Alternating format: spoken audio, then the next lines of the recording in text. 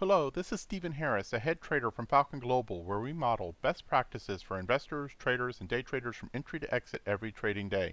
In this daily video, I provide my opinion and insights of current market trends, market timing, volatility, and hedge risk levels for the upcoming day for the key U.S. financial markets. It is 6:05 a.m. Central Time, and I'm recording this in preparation for the market day of December the 23rd, 2015. Full disclaimers are at the end of the video, but be aware that this is for educational purposes only, and only you are responsible for the investing or trading decisions that you make. So let's go ahead and dive into our morning report. And indeed, markets are slightly bullish, but just slightly so at the time of this cut, and indeed, as small as this is, anything could go by the time the market opens. We could be scratch or even negative. The S&P futures are up about 3.25 points, about 0.16%. Russell futures are up about 0.1%. NASDAQ futures up about 0.25%, as is the Dow futures. Crude oil is up about 0.8%. Euro is down about 0.25%. Bonds are down about 0.18, and gold is down about 0.33%. In terms of overseas action, China is down nearly 0.5%. Hong Kong going the other direction, up about 1%. Japan down marginally. Germany, though, strong up about 1.5%, as is the United Kingdom. So Europe is doing much stronger this morning. In terms of macroeconomic reports for today, pretty good slate of action both pre-market and after the market opens. Core durable goods and those related reports: personal spending, new home sales, University of Consumer Sentiment, University of Michigan inflation expectations, and crude oil inventories are all on the slate for today. Tomorrow will be a half day. There'll be no recording of the market preview or any of the regular member reports or anything like that. And then Friday, of course, will be a full-out trade holiday. So we'll be back here on Monday morning before the market opens with our market preview and the various other subscriber reports. In terms of current volatility, let's see. We did have standard deviation moves put in by two markets yesterday, the S&P and the Dow.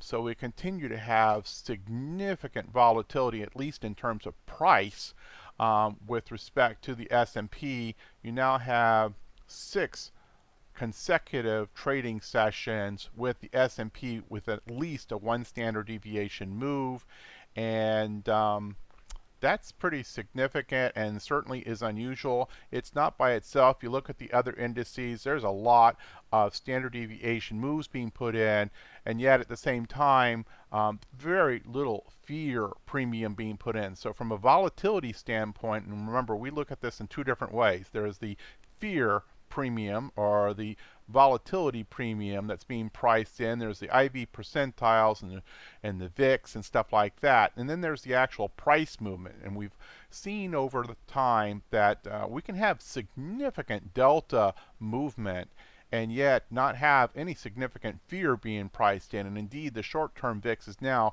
just above a 15. Skew did pop back up yesterday. It's up over a 133, so that is one warning sign. IV percentiles, though, are very low, and indeed on all four of the U.S. indices are in the lower quartile.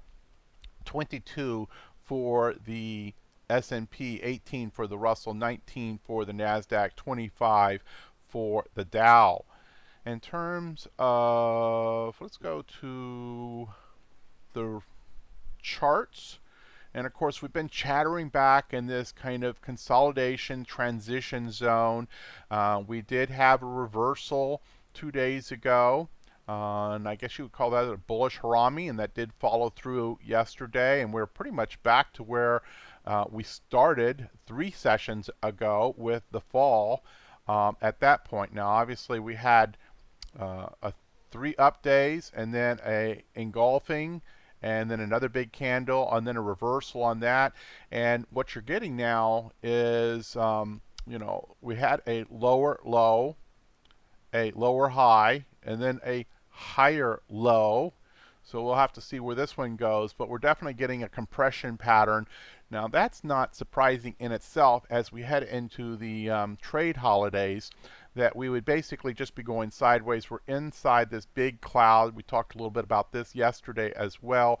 But uh, the expectation, where are we going in terms of an intermediate term forecast, is really sloppy right now. It could, frankly, have a strong case made for it that we would resume this upward pattern basically because that's the way we were going before we went into this consolidation. But then you could also argue that we could deteriorate and fall out the bottom of this. And if we hadn't held this point here, about a week or so ago, you could have made a case that we have been dropping down to the 1870 in very quick order, and we're perilously close still to that area. So we're at a key support area in a general area kind of standpoint. At the same time, we are not exactly gangbusters, and moving away from it in terms of volume, momentum, and those kinds of indicators. In terms of the Russell, similar pattern of these lower lows, lower highs, and then that higher low. So still a compression pattern coming in there. NASDAQ is going to be very much the same. So lower highs, higher lows.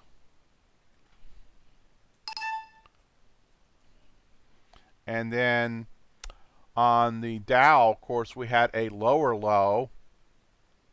So right now, its intermediate term would be characterized by falling highs and falling lows. Though one might make a point here that this is more of a double bottom and that these are similar lows. So you could go either way with this thing. But this is really sloppy action, and not going to make a strong case for any of these. Now the volatility has been falling, and of course we had the pop that went up over 25, but then that got crushed very quickly, and that's usually the kind of trait that you see in bull markets, is that volatility gets crushed quickly and resumes back down up underneath an 18.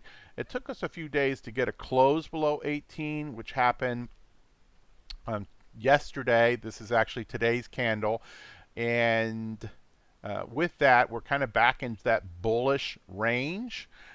Frankly, more could probably be made that this is the range that you get with low volatility during the Christmas holiday than it is that there is so much of a bullish indication.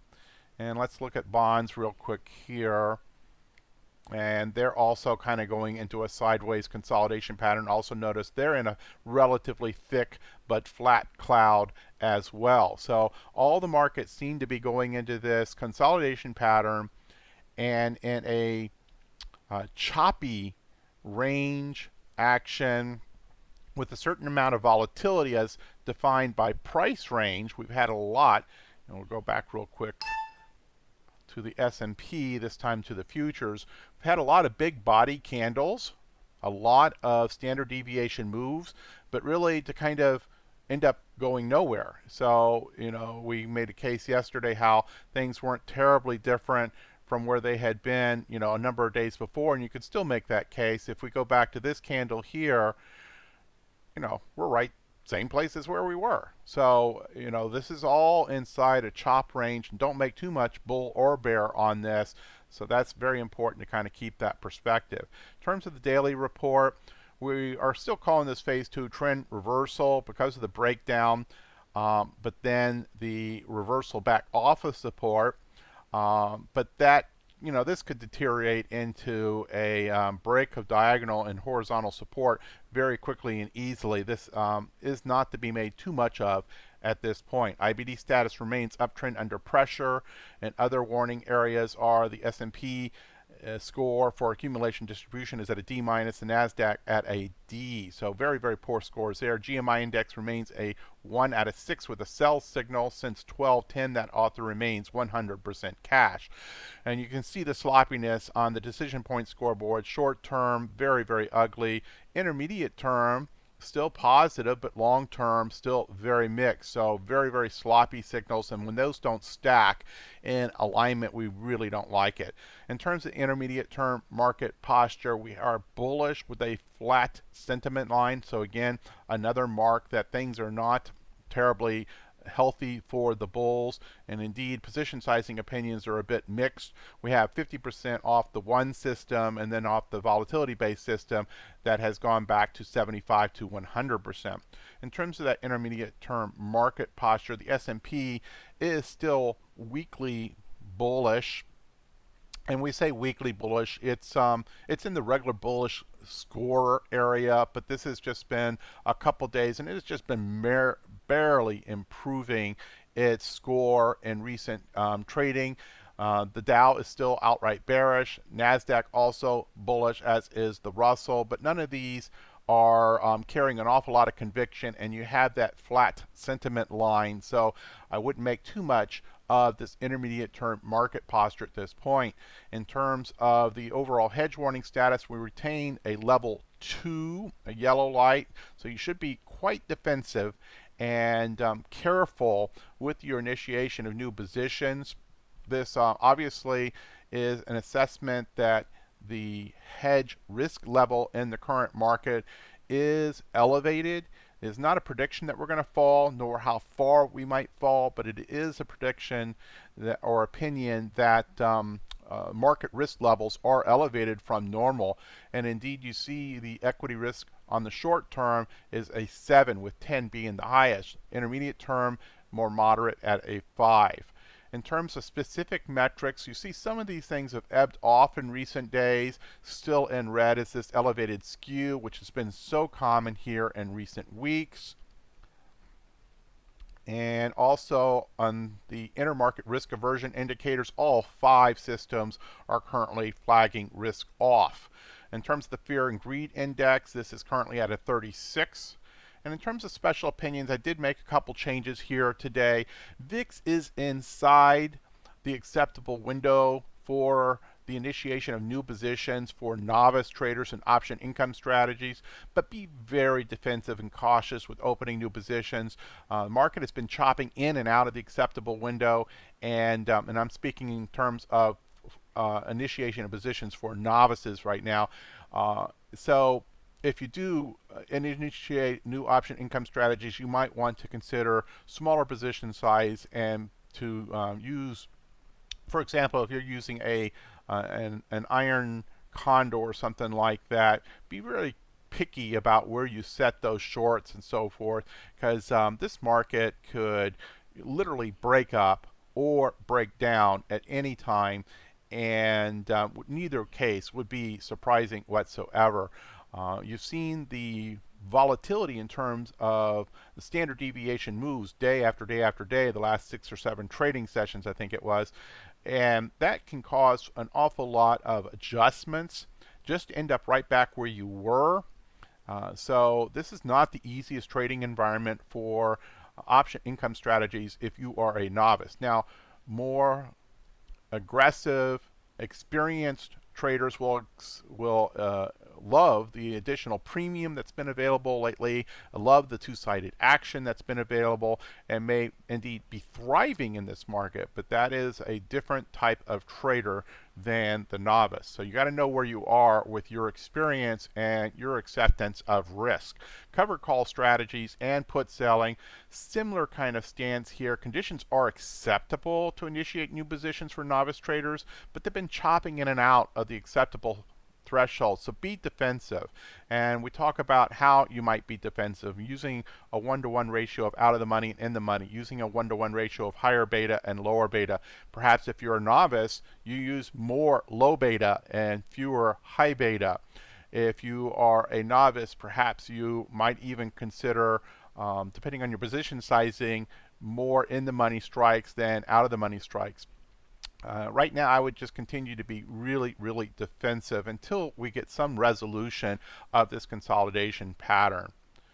In terms of sector specific, you see pretty much Christmas tree here, every color in the rainbow, and not a lot of consistency We have had healthcare, consumer staples, and utilities faring better of late, but these are pretty much wrapped around their center lines, and they could all be down, down, down, in one big down day. So there's not a lot of conviction or power behind these current signs. And the same thing could be said for those that are down, with the exception of energy. Energy has been just continuing to get crushed, and there's real separation on those down sloping lines for the energy complex. In terms of percent change, we did have a good positive day yesterday. And you see consumer staples and actually energy was up for the day yesterday. Consumer discretionary, information technology, and healthcare were the lesser gainers on the day. But if you look at the 5-day, 1 month, 3 month, you see really there's only two sectors that have held up in a more, or three sectors that have held up more consistently of late, and that is consumer staples, telecom, and healthcare. So kind of keep that in mind.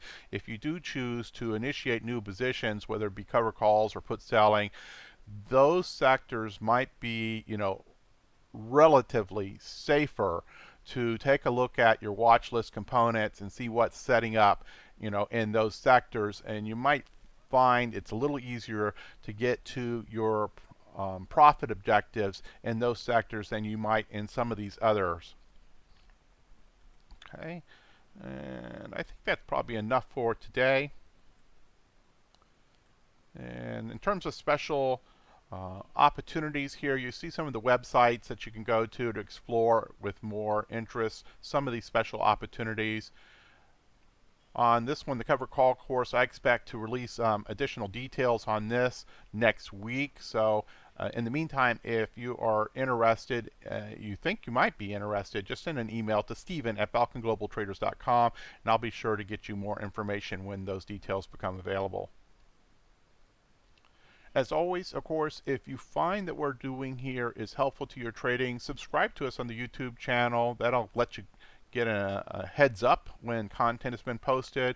Also, you can like us on YouTube. You can retweet us to your Twitter followers, to your StockTwit followers. And then, of course, direct commentary can always be sent to support@FalconGlobalTraders.com.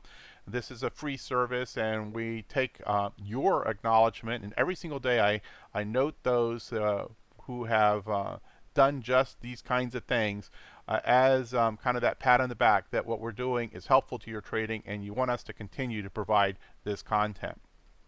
Disclaimers as always, hit the pause button if you need more time to review, and then you see the hyperlink at the bottom with the full disclaimers. And we'll see you back here on Monday morning before the market opens with the Falcon Global Market Preview.